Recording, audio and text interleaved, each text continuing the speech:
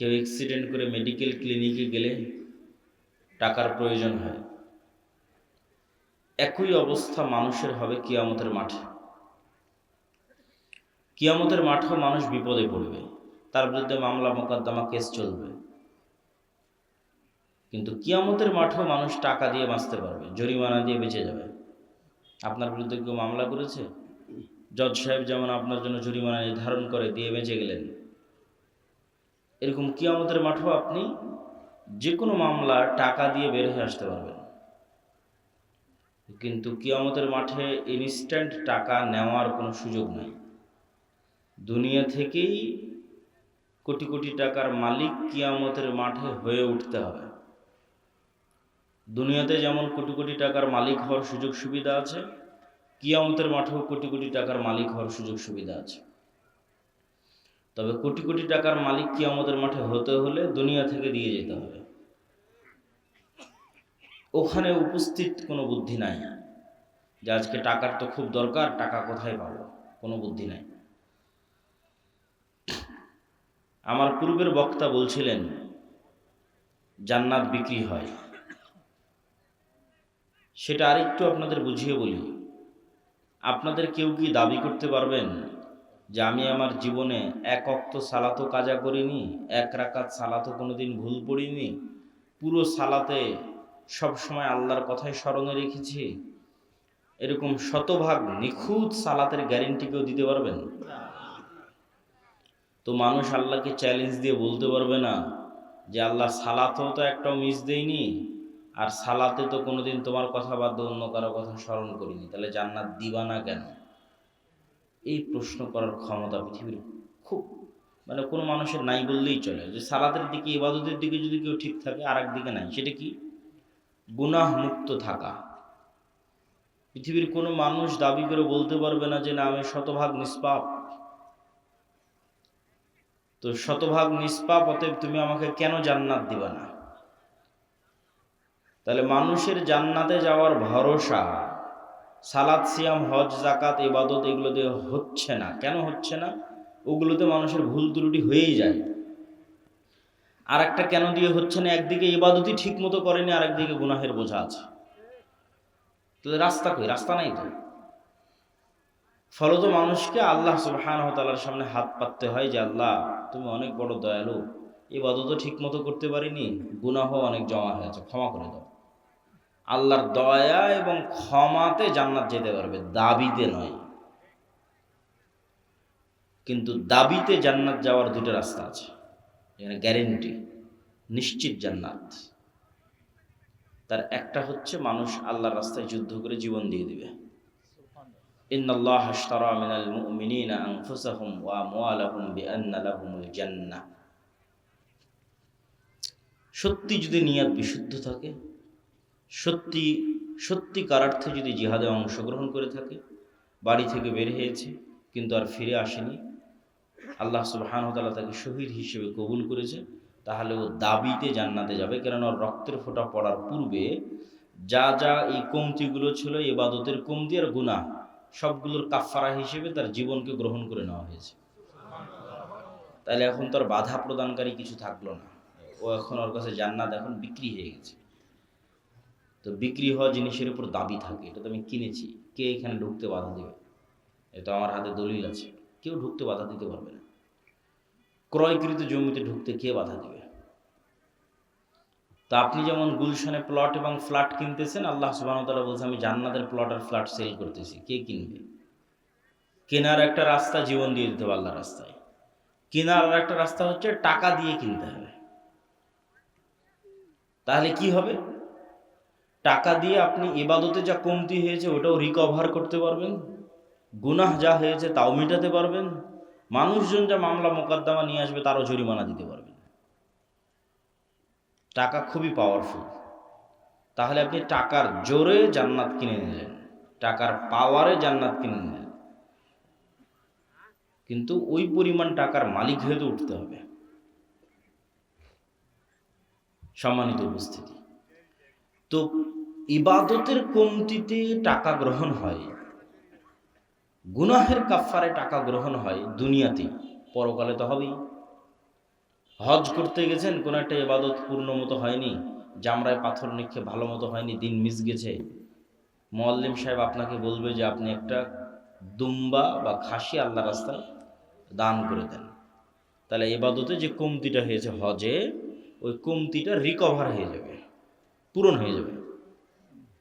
রমজান মাসে দিনের বেলায় স্ত্রীর সাথে সাংসারিক জীবনে গেছেন, এটা অনেক বড় কবিরা গুনাহ। এই কবিরা গুনাহ থেকে দুনিয়াতেই মুক্তি হয়ে যাবে। টাকার জোরে একজন গোলামকে আজাদ করে দেন, অথবা টাকার ক্ষমতায় 60 জন মিসকিনকে খাওয়ান। তো টাকা দিয়ে দুনিয়াতেই গুনাহের কাফারা এবং নেকির কমতিতে, ইবাদতের কমতিতে রিকভারি হয়। এটা কিয়ামতের মাঠেও হবে। আবার মানুষজন যখন মামলা মোকদ্দমা নিয়ে আসবে তখনও হবে। ফলত কিয়ামতের মাঠে নিশ্চিত জান্নাত পেতে হলে ঘরে বসে থাকার সুযোগ নাই, প্রচুর পরিমাণে হালাল উপায়ে টাকা ইনকাম করতে হবে, আর প্রচুর পরিমাণে সেই টাকা আল্লাহর রাস্তায় দান করতে হবে। তাহলে জান্নাত কনফার্ম, নিশ্চিত করে কিনে নিয়ে দুনিয়া থেকে বিদায় হওয়া যাবে। তো জান্নাত বিক্রি হয়, এটা বুঝালাম। গোলামি থেকে মুক্তির জন্য অর্থনৈতিক মুক্তি জরুরি, এটা কেন? রাসূলুল্লাহ সাল্লাল্লাহু আলাইহি ওয়াসাল্লাম যখন মক্কা থেকে হিজরত করে মদিনায় আসেন, তখন মদিনার সকল টাকা পয়সার মালিক ছিল ইহুদিরা। বাজার ঘাট সব কিছুর কেন্দ্র তাদের হাতে। এখন মদিনা সনদের চুক্তির ভিত্তিতে মুহাম্মদ সাল্লাল্লাহু আলাইহি ওয়াসাল্লাম মদিনা নামক রাষ্ট্রের প্রধানমন্ত্রী। এখন প্রধানমন্ত্রী আমি, কিন্তু টাকার কন্ট্রোল আমার হাতে নাই, তাহলে এই দেশ আমি চালাতে পারবো না, সম্ভব নয়। ওটাকে বলা হয় ঢাল নাই, তলোয়ার নাই, নিধিরাম সর্দার। নামকাওয়াস্তে বসে আছে, কিন্তু ক্ষমতা প্রয়োগের মাধ্যম নাই। তো মুহাম্মদ সাল্লাল্লাহু আলাইহি ওয়াসাল্লাম খুব ভালোভাবে জানতেন যে মদিনার টাকার কন্ট্রোল যতক্ষণ আমার হাতে না আসবে, ততক্ষণ এই মদিনায় প্রকৃত শাসন তৈরি করা কঠিন আছে। ইহুদিদের কাছে নত থাকতে হবে। এই জন্য রাসূলুল্লাহ সাল্লাল্লাহু আলাইহি ওয়াসাল্লাম প্রথম আদেশেই আনসার এবং মুহাজিরদের মধ্যে মুআলাত, আল ওয়ালা, মুআলাতের সম্পর্ক তৈরি করে দিলেন, যে প্রত্যেক আনসার তার যা সম্পদ আছে সেটার একটা অংশ মুহাজিরদের দিয়ে দিবে। কারো 10টা উট থাকলে 5টা দিয়ে দিবে, কারো 10 বিঘা জমি থাকলে 5 বিঘা দিয়ে দিবে। কেন? আনসারীরা কৃষক আর মুহাজিরেরা ব্যবসায়ী, যারা মক্কা থেকে আল্লাহর নবীর সাথে এসেছে, এদের রক্তে ব্যবসা আছে। স্বয়ং রাসূল সাল্লাল্লাহু আলাইহি ওয়াসাল্লাম ব্যবসায়ী। তাহলে মদিনার টাকার কন্ট্রোল হাতে নিতে হলে ব্যবসা করা লাগবে, কৃষি কাজ করে হবে না। আর মদিনার আনসারীরা কৃষক, অতএব ওরা ওদের সম্পত্তি অর্ধেক অর্ধেক করে মুহাজিরদের বুঝিয়ে দিক, মুহাজিররা ওইটা নিয়ে ব্যবসা শুরু করবে।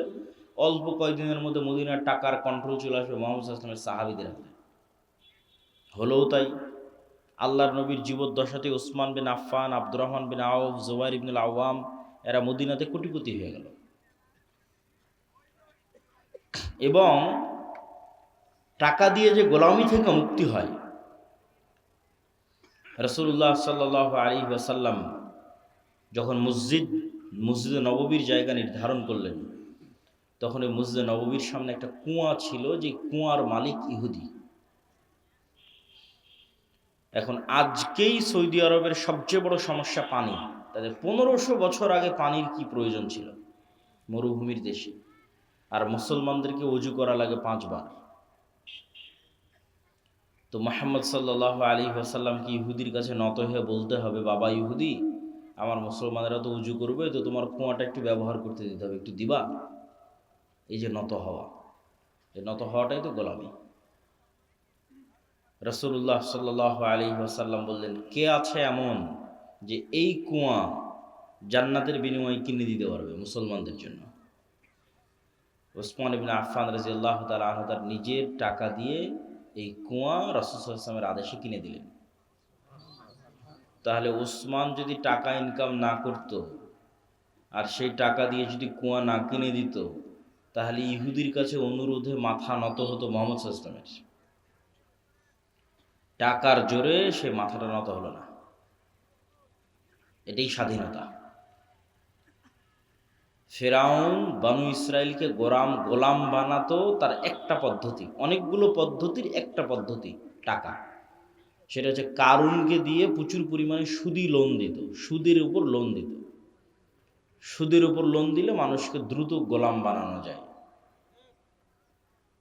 তো এইটা একটা পদ্ধতি ছিল, টাকার কন্ট্রোল নিজের হাতে রেখে সুদের উপর লোন দিয়ে বানু ইসরায়েলকে গোলাম বানানো।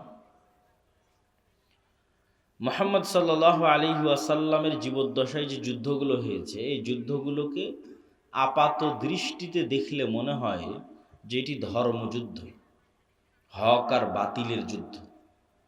কিন্তু বদরের যুদ্ধের ইতিহাস পড়ে দেখেন, বাস্তবে কিন্তু এটা অর্থনীতির যুদ্ধ, টাকার দ্বন্দ্ব, টাকার যুদ্ধ। অন্তত বদরের যুদ্ধের ক্ষেত্রে হক বাতিল তো আছেই, কিন্তু শুরুটা হয়েছে কিভাবে দেখি। এখান থেকে কেবলা কি পিছন দিকে? এদিকে। এখান থেকে যদি কেবলা এদিকে হয়, তাহলে আমরা ধরে নিই এই যে এটা হচ্ছে মক্কা, এটা হচ্ছে মদিনা, আর এটা হচ্ছে সিরিয়া, বা আমি যে পারে বসে আছি এটা সিরিয়া, ফিলিস্তিন, জেরুজালেম। আর ওই পাশে এটা হচ্ছে সমুদ্র, লোহিত সাগর। তো ওই মক্কা থেকে আদিকাল থেকে মানুষেরা ব্যবসা করার জন্য এই সিরিয়াতে আসতো, সমুদ্রের ধার দিয়ে, সাইড দিয়ে, কিনারা দিয়ে। আমাদের নবী মুহাম্মদ সাল্লাল্লাহু আলাইহি ওয়াসাল্লাম নিজে স্বয়ং তার চাচা আবু তালেবের সাথে এই রাস্তা দিয়ে সিরিয়াতে ব্যবসা করতে এসেছে। তো এখন মুহাম্মদ সাল্লাল্লাহু আলাইহি ওয়াসাল্লাম যখন মক্কা থেকে হিজরত করে মদিনায় চলে আসলেন, মদিনায় আসার পরে তিনি ওই যে ব্যবসায়িক রাস্তা, ওই যে ব্যবসায়িক রুট, ওই ব্যবসায়িক রুটটা বন্ধ করে দিলেন।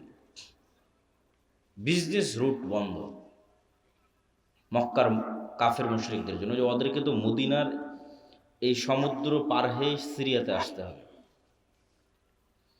তো রাসূলুল্লাহ সাল্লাল্লাহু আলাইহি ওয়াসাল্লামের বিজনেস রুট বন্ধ করে দেওয়ার কারণে আবু সুফিয়ান আর সিরিয়া থেকে মক্কায় ফিরে যেতে পারে না। কেননা মধ্যের যে রাস্তা, এই রাস্তার কন্ট্রোল মুহাম্মদ সাল্লাল্লাহু আলাইহি ওয়াসাল্লামের হাতে, কেননা মধ্যে মদিনা পড়েছে। তখন সে সাহায্য চেয়ে পাঠায় মক্কাতে আবু জাহালের কাছে, যে বিজনেস রুট যদি ক্লিয়ার না থাকে ব্যবসা করবো কি দিয়ে, ব্যবসা বন্ধ হয়ে গেলে খাবো কি। আর মদিনায় যাওয়া হয়নি মুহাম্মদ সাল্লাল্লাহু আলাইহি ওয়াসাল্লামের শুক্রবার 7 দিন, এখনই বিজনেস রুট বন্ধ করে দিয়েছে, কাল পাওয়ারফুল হলে কি করবে? তাহলে ঘটনা দেখেন, এটা টাকার কন্ট্রোল কার হাতে থাকবে, অর্থনীতির কন্ট্রোল কার হাতে থাকবে, এটা মুহাম্মদ সাল্লাল্লাহু আলাইহি ওয়াসাল্লাম খুব ভালো বুঝতেন। তখন যুদ্ধ হলো বদরের। এই জন্য বদরের যুদ্ধ মদিনার মধ্যে হয়নি, বদরের যুদ্ধ হচ্ছে সমুদ্রের ধারে, মদিনা থেকে 250-300 কিলোমিটার দূরে। এত দূর চলে গেছে রাসূল সাল্লাল্লাহু আলাইহি ওয়াসাল্লামের সাহাবীরা বিজনেস রুট বন্ধ করার জন্য, মদিনা থেকে 300 কিলোমিটার দূরে, সমুদ্রের ধারে। আপনাদের কারো যাওয়ার সুযোগ হলে দেখবেন যে মদিনা থেকে কত দূরে বদর, সমুদ্রের ধারে।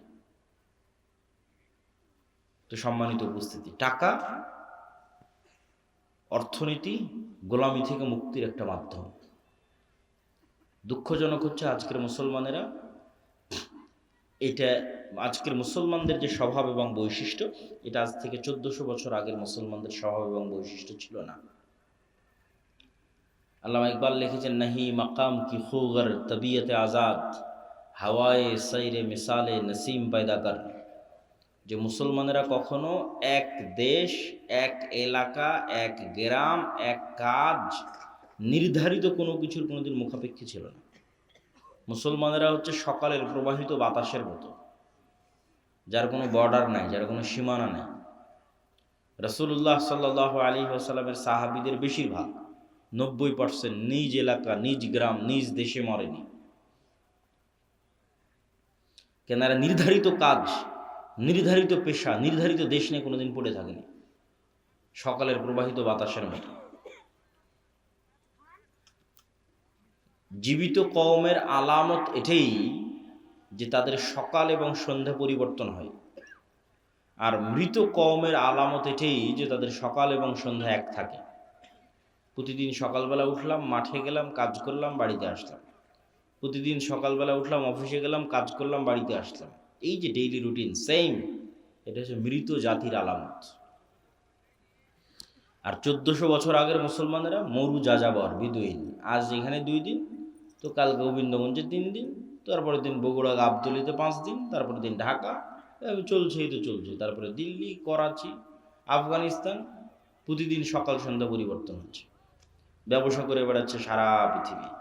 ব্যবসার রাস্তা দিয়ে মুসলমানেরা দিন প্রচার করেছে। ভারতের কেরালা, বাংলাদেশের চট্টগ্রাম, ইন্দোনেশিয়া, মালয়েশিয়া সব ব্যবসার রাস্তা দিয়ে দিন গেছে। মুসলমানদেরকে চাকরি করা, গোলামি, নৌকরি, নৌকার, চাকর, এটা শিখিয়েছে ইউরোপিয়ানরা। মুসলমানদের গতি এটা ছিল না। মুসলমানদের গতি হচ্ছে টাকা ইনকাম করতে হবে, দিনের দাওয়াত দিতে হবে, ব্যবসা করতে হবে। এই জন্য দিনের কাজে অর্থের খুব প্রয়োজন। আজকের এই অনুষ্ঠান চলা অবস্থাতেও আপনারা এই প্রতিষ্ঠানে, এই উদ্যোগে দানে অংশগ্রহণ করবেন, এটা আপনাদের প্রতি উদাত্ত আহ্বান থাকবে। আল্লাহ কবুল করুক, বলেন আল্লাহুম্মা আমিন।